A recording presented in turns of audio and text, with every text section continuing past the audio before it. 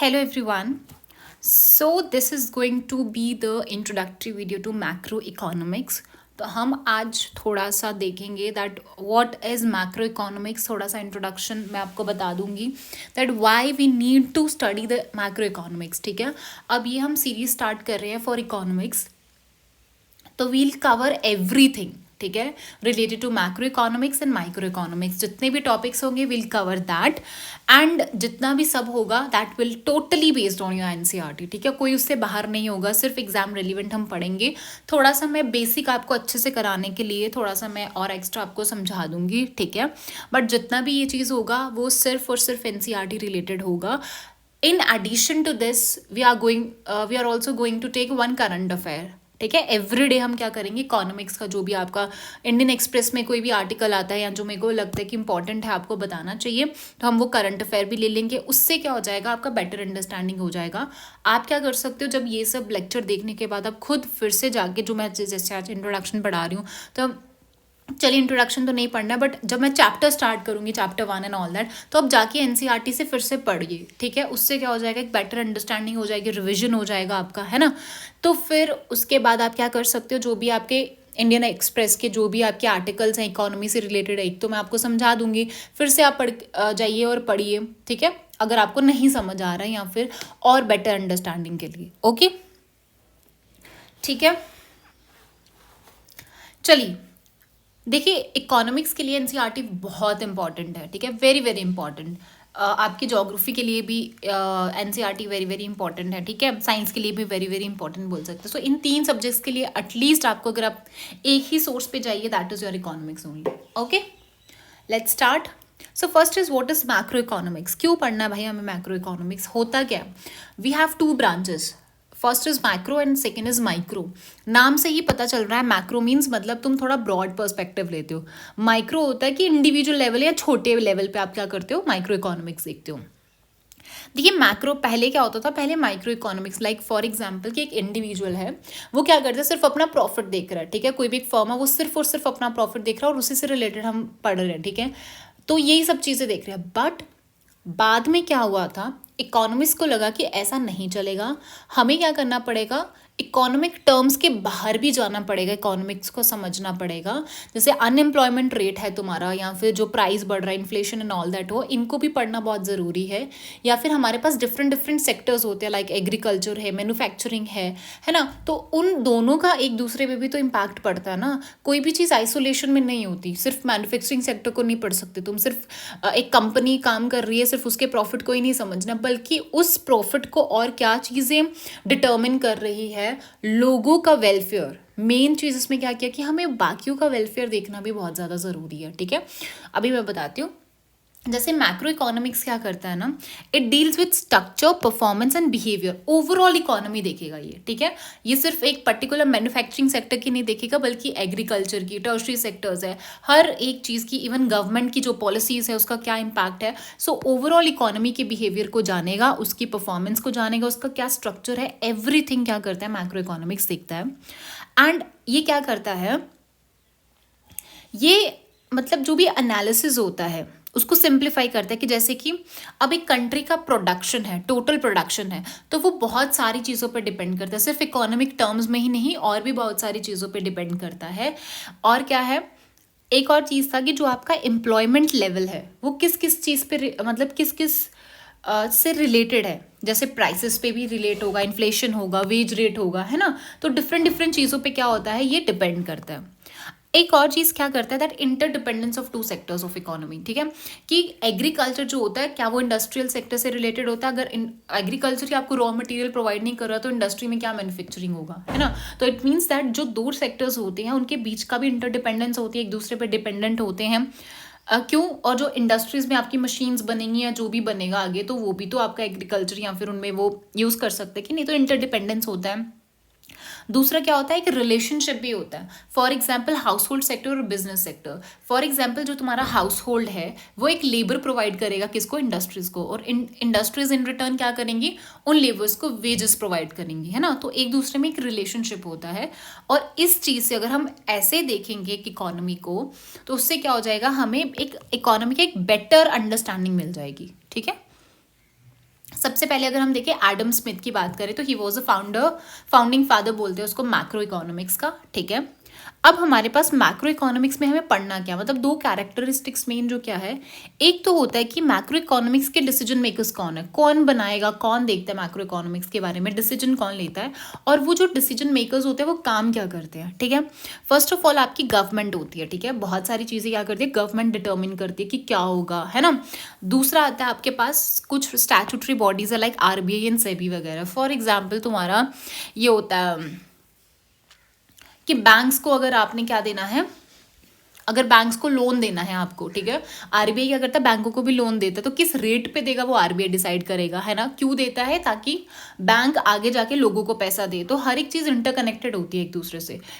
कुछ चीज़ें government decide करती है और कुछ चीज़ें क्या करती है, आरबीआई डिसाइड करती है, या सेबी जो आपका security exchange board of India है। नेक्स्ट इज वो क्या करते हैं, वो जो भी इकोनॉमिक ऑब्जेक्टिव्स होते हैं उनके बियॉन्ड जाते हैं। फॉर एग्जाम्पल आपके क्या होते हैं ना, कैपिटलिस्ट लोग हैं जो, ठीक है, जो बिजनेसमैन होते हैं, वो सिर्फ अपना प्रॉफिट देखेंगे। अगर वो सिर्फ और सिर्फ अपना प्रॉफिट देख रहे हैं तो रिच लोग तो ऑलरेडी रिच बन रहे हैं, बट जो मेजर पोर्शन है हमारी कंट्री का वो क्या है, डिप्राइव्ड है या फिर वो पुअर है, तो उनकी तरफ तो कोई देख ही नहीं रहा है। अब वो थोड़े ना टैक्स पे कर पाएंगे, है ना। बट वहीं से पैसा निकाल के, अमीरों से पैसा निकाल के तुम किस पे इन्वेस्ट कर रहे हो, लोगों पे इन्वेस्ट कर रहे हो जिनके पास पैसा नहीं है। वहां पे बात आती है आपकी वेलफेयर की, ठीक है। तो हमें इकोनॉमिक ऑब्जेक्टिव से भी बाहर जाना है, हमें सिर्फ पैसे वाली ग्रोथ नहीं चाहिए, बल्कि हमें जो हमारा डिप्राइव्ड सेक्शन है उसको भी अपलिफ्ट कराना है ना। सेल्फ इंटरेस्ट जो है उससे बाहर निकलना है। सो beyond, go beyond objectives in self interest, सिर्फ अपना इंटरेस्ट नहीं देखना बल्कि बाकियों का भी देखना, that is welfare of the country and its people as a whole, कि पूरी कंट्री का वेलफेयर होना चाहिए, है ना। सो मैक्रो इकोनॉमिक्स एक सेपरेट ब्रांच कब बनी थी, जब जो जॉन मेनर्ड कीन्स, तो ये भी बहुत बार पूछता आपको पेपर में, जेएम कीन्स के ऊपर बहुत बार क्वेश्चन भी आ चुका है। तो उसकी एक पब्लिकेशन थी general theory of employment, trust and money. क्यों हुआ था, देखिए ग्रेट डिप्रेशन हुआ, ठीक है।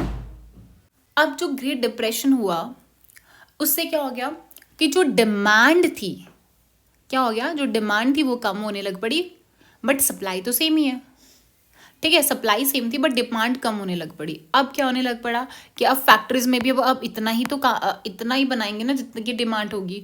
अब जब कम बनाना है तो ऑब्वियसली उनको लेबर कम चाहिए होंगे, तो इसीलिए क्या हो गया, तब बहुत सारे लेबर्स को भी वो पे नहीं कर पा रहे थे, इसीलिए उन्होंने उनको क्या कर दिया, निकाल दिया। ऐसे करके क्या हो गया कि जो इकोनॉमी थी वो बहुत डाउन चली गई, एक रिसेशन आ गया, बहुत लंबे समय तक क्या हो गया, रिसेशन आ गया, डिप्रेशन आ गया। अब वही चीज़ जो था ग्रेट डिप्रेशन था, वो बाकी कंट्रीज, बहुत सारी कंट्रीज को क्या करने लग पड़ा, इन्फ्लुएंस करने लग पड़ा, इम्पैक्ट करने लग पड़ा। उसके बाद से केन ने ये चीज़ किया, ये चीज़ सोचा कि हमें क्या करना पड़ेगा, हमें बाकी फैक्टर्स को भी देखना पड़ेगा कि ऐसे कौन कौन से फैक्टर्स है जो इन चीज़ के लिए रिस्पॉन्सिबल हैं, है ना। तो इसीलिए उन्होंने मैक्रो इकोनॉमिक्स को और ज़्यादा स्ट्रेंथन किया। अब बात आती है, अब थोड़े से कुछ टर्म्स है वो मैं आपको बता देती हूँ। फर्स्ट इज इकोनॉमिक या बिजनेस साइकिल क्या होता है, तो alternative period of expansion and the decline in economic, ठीक है। फॉर एग्जाम्पल तुम्हारे पास क्या हो रहा है, इकोनॉमी एक्सपैंड करती है, एक्सपैंड करती है और डिक्लाइन करती है, ठीक है, बढ़ रही है और डिक्लाइन कर रही है, ठीक है। सो ये जो ऑल्टरनेटिंग पीरियड्स होते हैं उनको क्या बोलते हो तुम,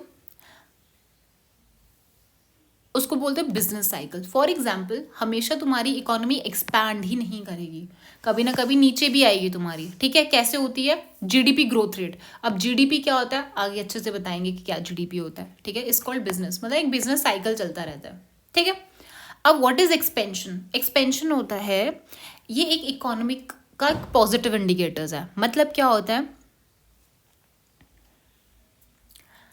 फॉर एग्जाम्पल जो भी हमारी इकोनॉमी के पॉजिटिव पॉजिटिव इंडिकेटर्स है, जैसे कि आपका एम्प्लॉयमेंट है, पॉजिटिव है ना, इनकम है, आउटपुट है, वेजेस है, प्रॉफिट है, डिमांड सप्लाई जो भी है वो बढ़ना स्टार्ट हो जाती है, दैट इज एक्सपैंड कर रही है आपकी इकोनॉमी, ठीक है। आपके वेजेस अच्छे खासे बढ़ गए, इनकम बढ़ गई, एम्प्लॉयमेंट अच्छी खासी बढ़ रही है, सप्लाई जो है गुड्स एंड सर्विसेज की वो भी बढ़ रही है, इसका मतलब एक्सपैंड हो रही है आपकी इकोनॉमी, ठीक है।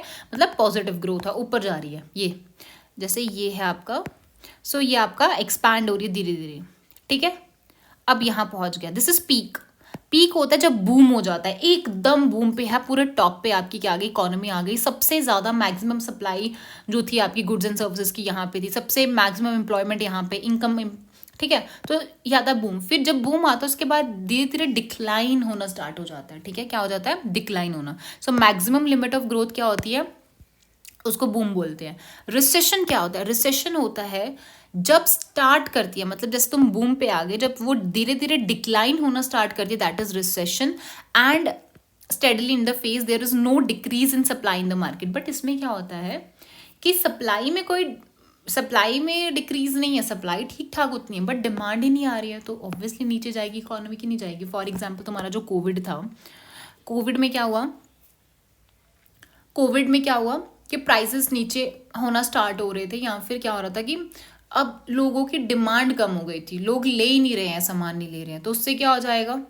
रिसेशन जाएगा कि नहीं जाएगा? रिसेशन बढ़ रहा था, है ना, नीचे आ रही थी इकोनॉमी तुम्हारी। बट वहीं पे अगर यही रिसेशन ज़्यादा देर तक रहता है, ज़्यादा देर तक वही है कि डिमांड ही नहीं हो रही है, बट सप्लाई तो है, बट डिमांड ही नहीं बढ़ रही है तुम्हारी, तो जब यही रिसेशन ज़्यादा देर तक रहता है उसको क्या बोलते हैं? Depression. So result of prolong recession both GDP और जीएनपी में अगर वो नेगेटिव ग्रोथ दिखाते हैं तो उससे क्या हो जाता है? बिजनेस फेलियर हो जाता है और अनएम्प्लॉयमेंट हो जाता है। जीडीपी में इतना बता देती हूँ आपको, जीडीपी वो होती है कि जितने भी डोमेस्टिक प्रोडक्ट, फॉर एग्जांपल कोई भी चीज़ ऐसे जो कंट्री के टेरिटरी के अंदर बन रही है, ठीक है, जो भी मैन्युफैक्चर कर रहा है, दैट इज जीडीपी, है ना। जो भी यहाँ पे बन रही है, चीज़ें बन रही है, गुड्स एंड सर्विसेज बन रही है, कितनी बन रही है, क्या वैल्यू है उसका, that is gross domestic product. But GNP क्या होती है कि सिटीजन्स, चाहे वो बाहर काम कर रहे हो चाहे हमारे इंडिया में काम कर रहे हो, तो उनका जितना प्रॉफिट है, वो जितना कमा रहे हैं, वो सारा आपका जीएनपी में आएगा, ठीक है। So GDP is related to your territory, but GNP is related to citizens. Okay, आगे हम इसको और अच्छे से देखेंगे। अब बात आती है factors of production. For example अगर तुम्हें प्रोडक्शन करना है, हम क्या करते हैं? प्रोडक्ट्स बनाते हैं कि नहीं बनाते हैं? मेन तो यही है, प्रोडक्शन प्रोसेस ही है। तो क्या चीज़ होती है इसमें? So we have land, labour, capital है जो मेजर चीज़ होता है, ठीक है।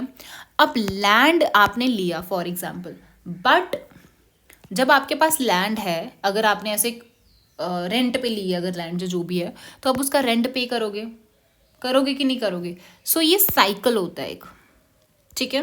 क्या होता है? एक साइकिल होता है। आपके पास लैंड आपने ली और उसके बदले में आप रेंट पे कर रहे हो। लेबर कौन प्रोवाइड कर रहा है? हाउस होल्ड जो है वो लेबर प्रोवाइड कर रहा है आपको, और इन रिटर्न आप क्या कर रहे हो? उसको वेजेस प्रोवाइड कर रहे हो। ये भी सर्कुलर में चला गया। वैसे ही आप क्या कर रहे हो?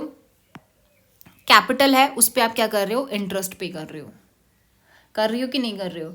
वहीं पे आपके पास क्या होता है? इन तीनों को मिला के जब आपने ये सब जो दे दिया, बाकी का दे दिया, जो एंटरप्रेन्योरशिप है, तीनों को मिला के एंटरप्रेन्योरशिप है, ठीक है। अपना आपका बिजनेस जो भी आप खड़ा कर रहे हो, तो उससे जो आपको प्रॉफिट होगा, मतलब सब कुछ पे वगैरह करके जो आप प्रॉफिट कमाओगे, that is your profit. Profit कमाओगे इन द सेंस कि जो आपका एक्स्ट्रा पैसा होगा, that will be your profit, ठीक है। तो ये थोड़ा सा आपका चलता रहता है साइक्लिक मोड में। अब यहाँ पे देखिए उसने क्या बोला? प्रोडक्शन, मतलब जो भी आपका प्रोडक्शन होता है, क्या होता है? सिंपली क्या होता है? You have production, then distribution होता है, देन कंजप्शन होता है। अब ये चीज़ें किस किस पर डिपेंड होती है? फॉर एग्जाम्पल तुम्हें कोई भी चीज़ प्रोड्यूस करनी है तो तुम्हें क्या चाहिए? रॉ मटेरियल, लेबर, इलेक्ट्रिसिटी या बाकी की चीज़ें।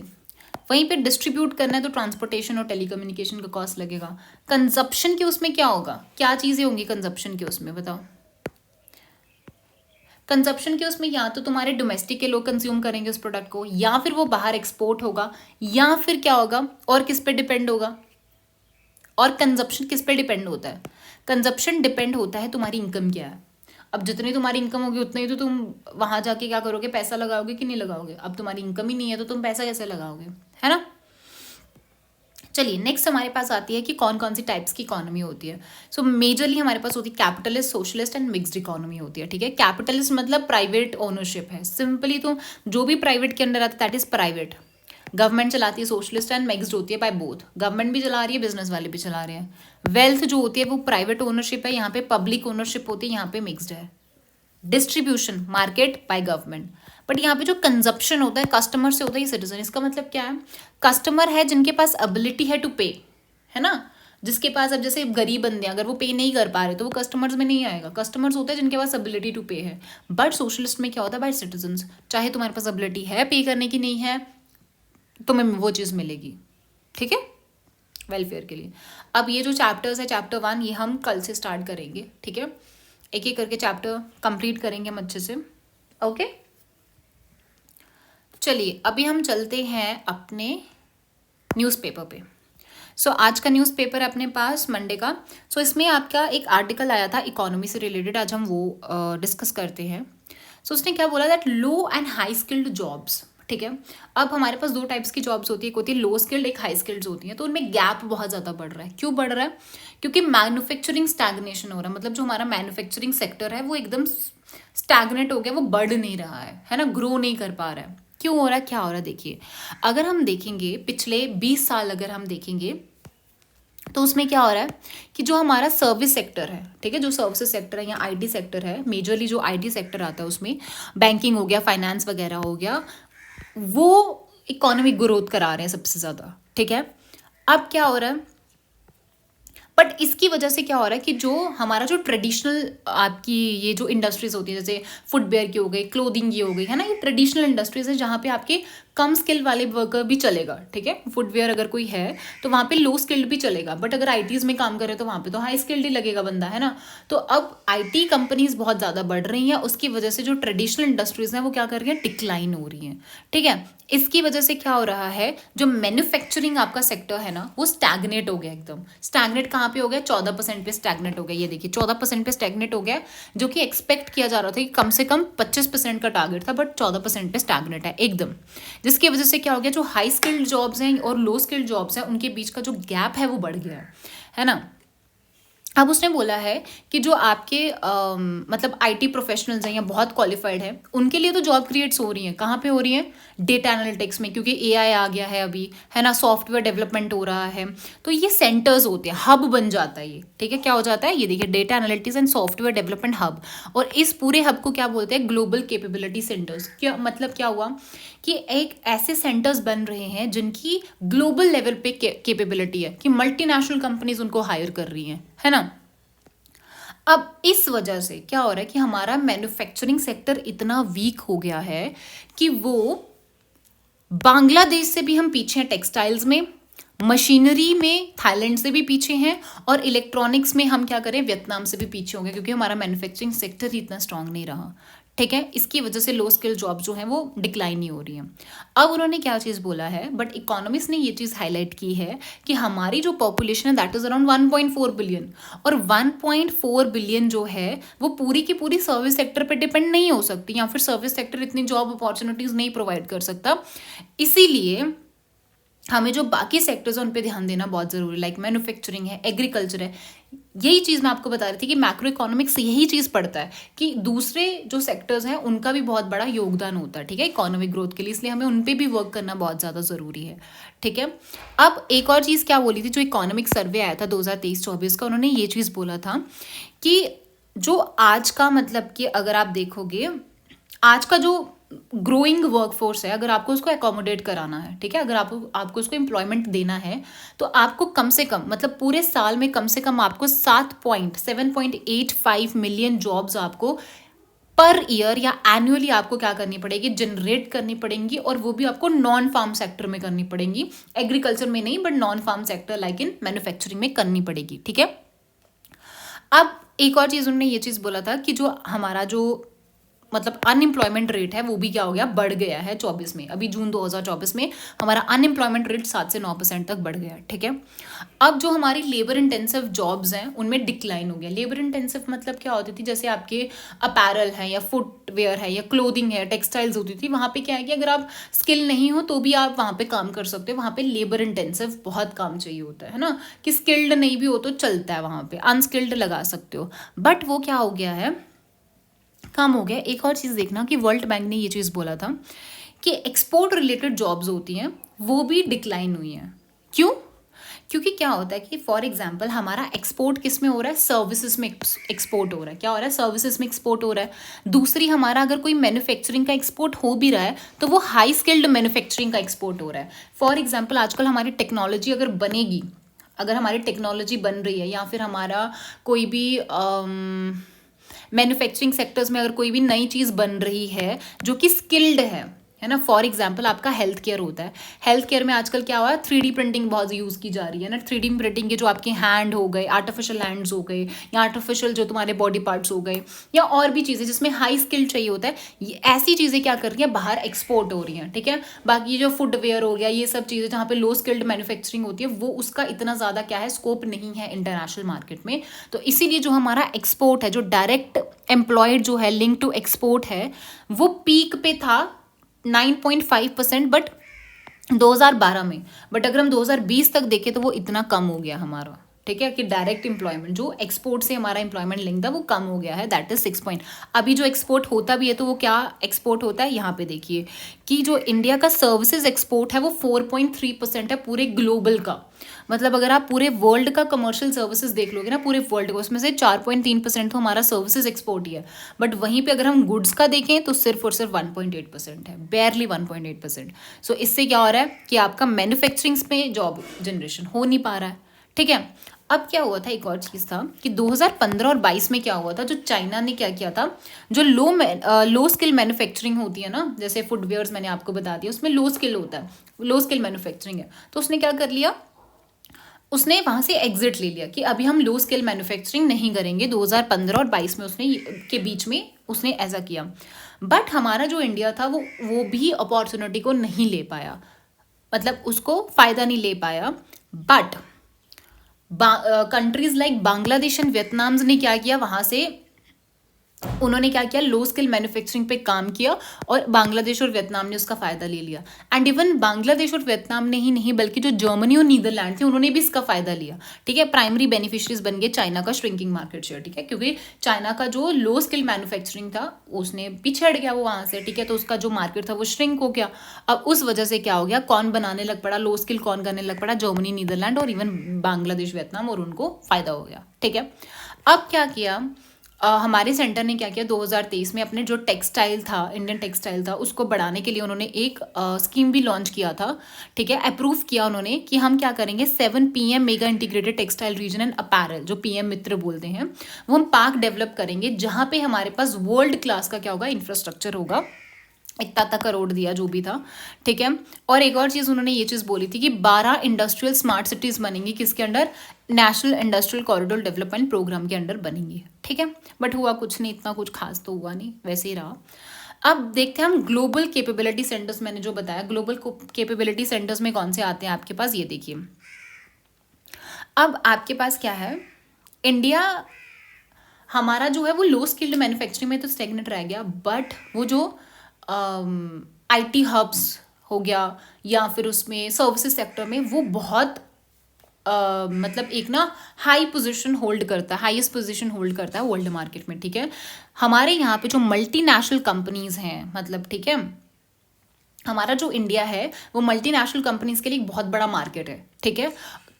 क्या करने के लिए, डेटा एनालिटिक्स के लिए और सॉफ्टवेयर डेवलपमेंट सेंटर्स के लिए। तो इनको सेंटर्स को क्या बोलते हैं आप, दैट इज ग्लोबल। क्यों, क्योंकि हमारे पास बहुत क्वालिफाइड IT इंजीनियर्स हैं जो कंट्री को तो दे ही रहे हैं फ़ायदा, बट वो ग्लोबली भी फ़ायदा दे रहे हैं, ठीक है, ग्लोबली भी क्या कर रहे हैं, सर्व कर रहे हैं। अब देखिए इन जो सेंटर्स को क्या बोलते हैं, मैंने आपको बताया ग्लोबल कैपेबिलिटी सेंटर्स। अगर आज के उसमें देखेंगे ना, ठीक है, तो हमारे यहाँ पे 1600 आप बोल सकते हो ग्लोबल कैपेबिलिटी सेंटर्स हैं, ठीक है। और आज के उसमें वर्ल्ड में जो चाइना की जो आप बोल सकते हो पोजीशन है टेक हार्डवेयर में, वही सेम पोजीशन इंडिया की है, किसमें, ग्लोबल कैपेबिलिटी सेंटर्स के उसमें, ठीक है, ओके। तो हम क्या है, लीडिंग है आप बोल सकते हो इसमें, जिसमें हम क्या क्या करते हैं, डिजाइनिंग हो गया, इन्वेंट्री, सप्लाई चेन मैनेजमेंट हो गया, ट्रांसपोर्टेशन, ये सब चीज़ें देखी जाती हैं, ओके। अब ये जो GCC है ये बहुत ज़्यादा एवोल्यूशनरी रहा है, जिसमें गवर्नमेंट का सपोर्ट बहुत कम रहा है, ठीक है, बिजनेस बूम ही हुआ है। अब इवन सेंटर ये चीज़ बोलना चाह रही है कि सेंटर इस पर डिस्कशन भी कर रही है कि हम आने वाले टाइम में क्या कर देंगे, आने वाले 5 साल में जो ये आपके ग्लोबल कैपेबिलिटी सेंटर्स हैं उसको डबल कर देंगे, ठीक है। बट उसने बोला है कि GCC तो बढ़ रहे हैं, IT सेक्टर तो बढ़ रहा है, चलो ठीक है, बट स्टिल वो हमारा जो स्किल्ड एम्प्लॉयमेंट का जो हायरिंग है वो थोड़ा सा डिक्रीज़ होता हुआ दिखा है, बट स्टिल जो आपकी लीडिंग कंपनीज़ है जैसे TCS हो गया, इन्फोसिस है, विप्रो है, HCL टेक वगैरह जो भी है आपका, इनका थोड़ा सा जो वर्क फोर्स उसमें ड्रॉप हुआ है, बट स्टिल अगर हम देखें तो ये एक, आप बोल सकते हो कि एक मेजर एम्प्लॉयर अभी भी है। जो भी तुम्हारे ये जो एंट्री लेवल के इंजीनियर्स होते हैं हमारी कंट्री में, बट स्टिल उनको जो मेजरली जो एम्प्लॉय कर रहा है वो यही कंपनीज कर रही हैं। बट स्टिल इसमें क्या हुआ है, जो वर्क फोर्स है उसमें थोड़ा सा हेड काउंट भी रिड्यूस होता हुआ दिखा है, ठीक है। और क्या चीज़ है, एक और चीज़ हमारे पास क्या इंपॉर्टेंट है, दैट इज़ हमारा वैल्यू चेन, जो ग्लोबल वैल्यू चेन है उसमें भी हमारा पार्टिसिपेशन कम है, ठीक है। अगर आप देखोगे इंडिया हमेशा मतलब कि ग्लोबल वैल्यू चेन में हमारा जो पार्टिसिपेशन है वो इतना ज़्यादा नहीं है, मतलब कि जैसे कि एक्सपोर्ट इंपोर्ट हो गया या सर्विसेज का इंपोर्ट हो गया, एक्सपोर्ट हो गया, है ना। एक्सपोर्ट में उतना ज़्यादा नहीं है। इसकी वजह से क्या होता है कि वो ट्रेड रिलेटेड जो जॉब्स हैं वो इतनी ज़्यादा वो नहीं कर पा रहे हैं, क्या नहीं कर पा रहे, जनरेट नहीं कर पा रहे हैं। अगर हम पूरा इंटरनेशनल ट्रेड देखें ना, उसमें से जो 70% इंटरनेशनल ट्रेड होता है वो GVCs में ही है, ग्लोबल वैल्यू चेन्स में ही होता है। बट हमारे यहाँ पे तो इकोनॉमिक ग्रोथ हो ही रही है, बट स्टिल हमारा जो गुड्स एंड सर्विसेज में ट्रेड है वो गिर ही रहा है एज पर मतलब कि अगर हम GDP के उसमें देखें तो हमारा जो ट्रेड है वो कम ही हो रहा है। और हमारा जो ग्लोबल वैल्यू चेन में हमारा जो पार्टिसिपेशन है वो कम ही हुआ है। बट इसके भी कोई ना कोई रीजंस होते हैं, हम क्यों ग्लोबल वैल्यू चेन में पार्टिसिपेट नहीं कर पा रहे हैं, क्यों हम एक्सपोर्ट नहीं कर पा रहे हैं या फिर इम्पोर्ट नहीं कर पा रहे हैं, क्यों, क्या चीज़ें हो रही हैं, ठीक है। क्यों बाहर की वो फर्म्स है जो वो नहीं इन्वेस्ट कर पा रही हैं, ठीक है। अब क्या होता है ना, कुछ कुछ जैसे फॉर एग्जाम्पल हमारे इंडियन एक्सपोर्टर्स है, कुछ कुछ के क्या होता है, लिंक होते हैं दूसरे बाहर की कंपनी से। अब जिनके तो लिंक हैं वो तो एक्सपोर्ट कर रहे हैं, बट जिनके लिंक नहीं है उनको प्रॉब्लम हो जाती है, ठीक है। एक और डिक्लाइन क्यों होता है, क्योंकि एक तो मैन्युफैक्चरिंग सेक्टर स्ट्रॉन्ग नहीं है, उस वजह से भी हम बाहर मैन्युफैक्चर मतलब एक्सपोर्ट नहीं कर पा रहे हैं। दूसरा क्या होता है कि जो रॉ मटेरियल्स होता है उसको प्रोक्योर करना बहुत डिफिकल्ट हो जाता है, ठीक है। और फिर उसके बाद ट्रांसपोर्टेशन कॉस्ट भी इतना लग जाता है, तो उनका वैसे ही अब उनका प्रोडक्ट ही इतना महंगा बन रहा है, तो वो कैसे ग्लोबल वैल्यू चेन में कैसे, क्योंकि चाइना का प्रोडक्ट इतना सस्ता है, उसके मुकाबले तुम इतना इन्वेस्ट करके वही सेम प्रोडक्ट बना रहे हो, तो फिर तुम कैसे, तुम्हारी ग्लोबल वैल्यू चेन में कैसे तुम्हारी जगह बनेगी, है ना। वहीं पे अगर आप देखोगे कि इंडिया को क्या करना पड़ेगा, अगर हमें अपना इंडिया का पार्टिसिपेशन बढ़ाना पड़ेगा ग्लोबल वैल्यू चेन में, तो हमें कुछ कुछ फंडामेंटल चेंजेस लाने पड़ेंगे। एक तो टैरिफ रिड्यूस करना पड़ेगा और प्रोसीजर को थोड़ा सिंप्लीफाई करना पड़ेगा। अब क्या है ना कि बाहर से अगर कोई चीज़ आती है तो उस पर इतनी इम्पोर्ट ड्यूटी लग जाती है, इतनी इम्पोर्ट ड्यूटी लग जाती है, उसकी वजह से तो फिर तो है कौन आएगा बाहर से, ठीक है। तो तुम्हें कम से कम इन्वेस्टर फ्रेंडली तो मार्केट रखना पड़ेगा। अगर इन्वेस्टर फ्रेंडली मार्केट नहीं है, तुम बाहर का कोई प्रोडक्ट आ रहा है, तुम उस पर इतनी इम्पोर्ट ड्यूटी, या फिर अगर आपको कोई बाहर चीज़ एक्सपोर्ट करनी तो उस पर तुम इतनी एक्सपोर्ट ड्यूटी लगा दोगे, टैरिफ्स इतने ज़्यादा हाई रख दोगे, तो उससे क्या हो जाएगा, फिर ऑब्वियसली हमारा जो पार्टिसिपेशन होगा वो इतना ज़्यादा नहीं हो पाएगा, है ना। तो अगर अभी आप देखोगे तो इंडिया का जो एवरेज टैरिफ है वो बढ़ गया, 18% बढ़ गया, 13% से 18% बढ़ गया, ठीक है। जिस वजह से इंडिया को एक लेस कॉम्पिटिटिव कंट्री माना जाता है with in comparison to Vietnam, Thailand and Mexico. So this was all about कि लो एंड हाई स्किल्ड जॉब्स हैं उनके बीच में गैप क्यों बढ़ रहा है, ठीक है। मैन्युफैक्चरिंग सेक्टर स्टैग्नेट हो गया है, लो जो आप बोल सकते हो स्किल्ड मैन्युफैक्चरिंग सेक्टर है उसको बूस्ट देने की ज़रूरत है, ठीक है। हम सिर्फ और सिर्फ हाई मैन्युफैक्चरिंग या फिर IT सर्विसेज पे ही हो रहा है, उससे जॉब क्रिएट नहीं हो पा रही है, ठीक है। हमारा ग्लोबल वैल्यू चेन में इतना कंट्रीब्यूशन नहीं है ना। तो हमें टैरिफ्स पे काम करना चाहिए, किस किस चीज़ पे काम करना चाहिए, तो this was all about your, ठीक है। हमें बाकी सेक्टर्स पे भी काम करना पड़ेगा, सिर्फ IT ही नहीं है, बाकी चीज़ें भी है ना। थोड़ा सा टेक्नोलॉजिकल एडवांसमेंट करना पड़ेगा on all that, okay done. So this was all about today's editorial, okay. बाकी के जो मतलब कि जो बाकी के एडिटोरियल्स होंगे वो आई ट्राई कि एक अलग से करंट अफेयर की वीडियो बनाएंगे, वहाँ पे विल डिस्कस, ठीक है। जो भी इंपॉर्टेंट करंट अफेयर्स होंगी रिलेटेड टू योर जो भी कॉम्पिटिटिव एग्जामिनेशंस हैं, ठीक है। So all the very best, thank you.